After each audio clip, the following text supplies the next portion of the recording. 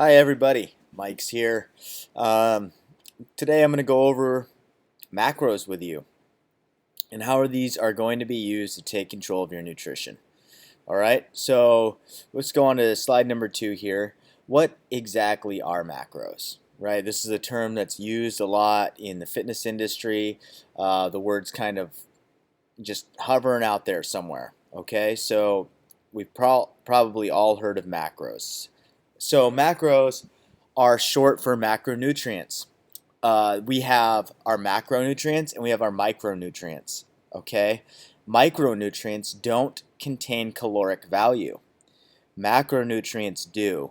So any food that we eat is going to be made up of these macronutrients, okay? Our proteins, carbs, and fats. So basic nutrition states that we need to be in a caloric deficit to lose weight and in a surplus to gain weight.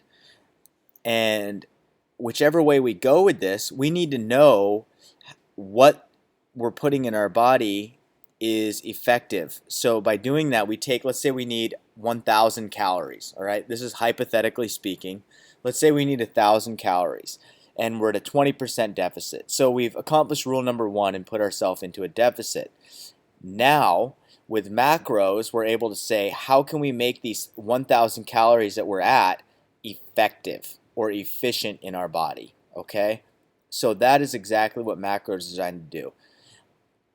Moving on, we've talked about it, and that's where our protein, carbs, and fats are. Our body needs a certain amount of each of these because each of these play a vital role in how our body works. So proteins have their own purpose, carbs have their own purpose, and fats are used to have their own purpose. So remember that as we go through this and think of each of them having a job. Think of a car. In a car, you have your gas. You have your gas to get your car moving. You have your oil to keep your car lubricated. And you have your transmission fluid to keep the transmission lubricated. They're all different, okay? But they all provide a function. That is how protein, carbs, and fats work, all right? So let's get an understanding of what each of these really are. So what are proteins and what do they do? Proteins build and maintain muscle tissue. So what are we doing when we're lifting weights and exercising? The goal is to break down muscle tissue. So in order to repair that muscle tissue, we need proteins, okay?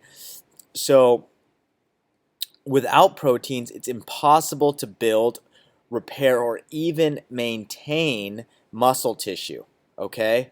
So this is what makes us really have to think, are we getting enough proteins? We need 1 gram of protein per pound of lean muscle mass on our body, all right? So that is what proteins function is, all right? What are carbs functions? Carbs have one thing. They do one thing, and that is to provide fuel or energy, okay? This fuel or energy is used by our brain as glucose. They're used for balancing blood sugar levels and filling back up our glycogen stores, okay? In turn, those create ATP. We're going to go over that process down the road, but it's going to show you the importance of utilizing carbohydrates the right way so that you don't get fat off of them, okay? Let's go moving on to fats. So when we hear the word fat, we think of two things. Well, most of us think of one thing, that excess fat we're trying to get rid of on our bodies, right?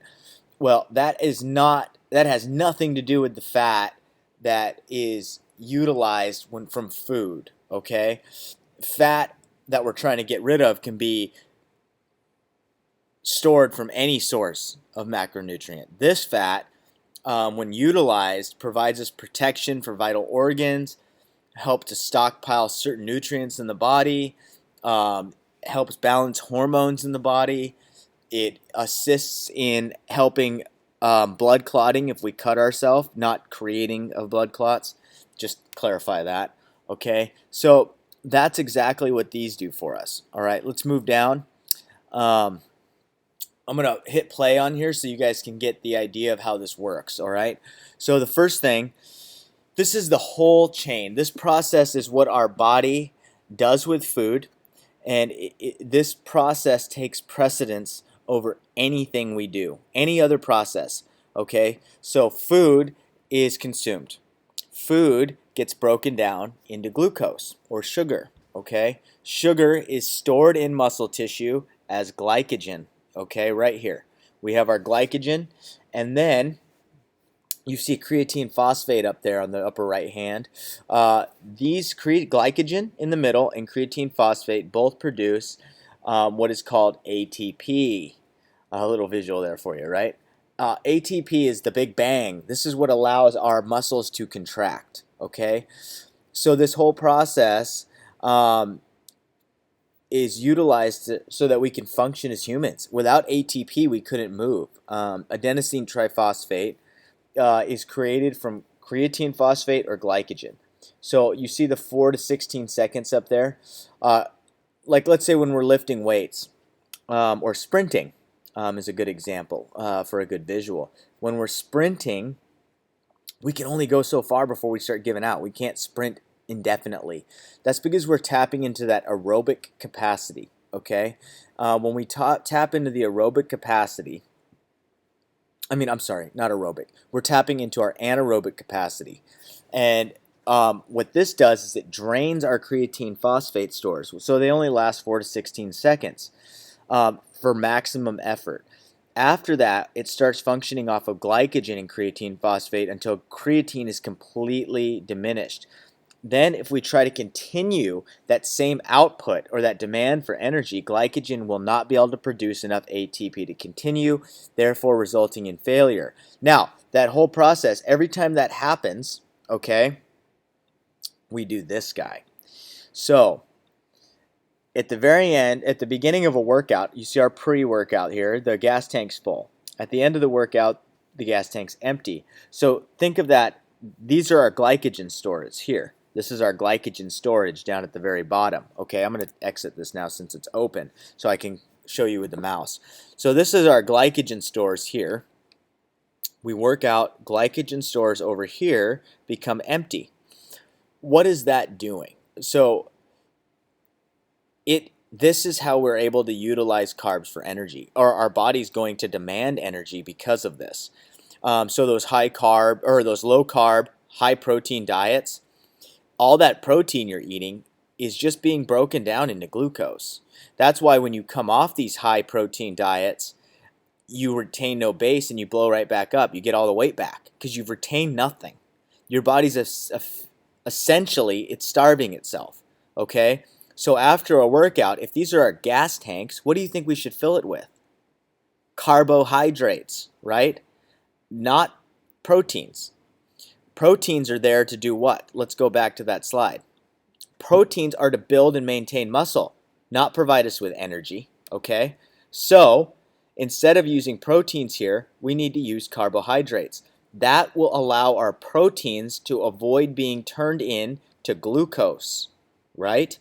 We don't want our proteins being turned into glucose. We want them to be repairing muscle. So we need to eat carbs after our workout in order to allow our proteins to do their job. Okay, so we understand that we need to eat carbs after a workout so we can utilize proteins. How many carbs? And that's going to depend on the type of workout, how long you've been working out, and your body specifically. This is another class I'm going to teach where we break down everything and get very specific on those macronutrients, okay? And how much of what, how much of where. Right now, today, our goal is to give you an understanding of how this works so you can start to get your idea or your mind wrapped around this idea. All right, so we know carbs are necessary. They refill our glycogen stores post-workout. Proteins do not get used as energy as a result.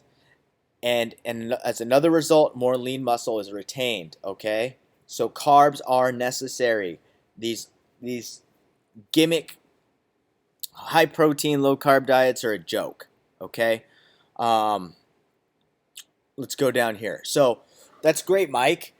That's what everyone's saying now, but where am I actually losing weight? So we probably all heard of this afterburn effect, okay? Now, the afterburn effect is fat is the hardest to be converted into glucose or energy. So our body is not during working out, our body's not actually burning fat. It doesn't break fat down fast enough in order to be utilized for energy, okay, as an efficient source of energy. So we work out, we refill our glycogen stores, our proteins are going to work, but what does that take? That takes energy for those processes to happen. To repair takes energy. But now, since everything else is satiated or happy, our body says, okay, I just need a small amount of energy to trickle me and repair my body. This is the afterburn effect. This is when it pulls from that stored energy that it no longer needs to store because it's getting everything it needs. It will pull from the fats, utilize them as energy, and we burn the excess fat off our bodies. Okay? That is the basic breakdown of macros and how they work and how nutrition works in our body. Okay? So my goal today was just to give you an understanding of how macros and nutrition works on a very small scale. All right? Make sure that you further your education in nutrition and get to your goals by signing up for my advanced nutrition class, where you're going to learn exactly how many calories you need, how to break those calories down into macronutrients, then how to take those macronutrients and turn them into food. Okay? I'm going to teach you how to track them. I'm going to teach you how to track those nutrients, those macros efficiently, and I'm going to show you how you can continue to make this a lifelong commitment versus a roller coaster ride. Okay? So make sure you guys get signed up for my advanced nutrition class. Have fun with this. Start wrapping your head around it. Go ahead and Google some of this and read about it and see what you can get. Make sure you send me some questions and feedback if you're interested. Awesome. Thank you for your time today. Go get it how you live it. And Mike is out for now.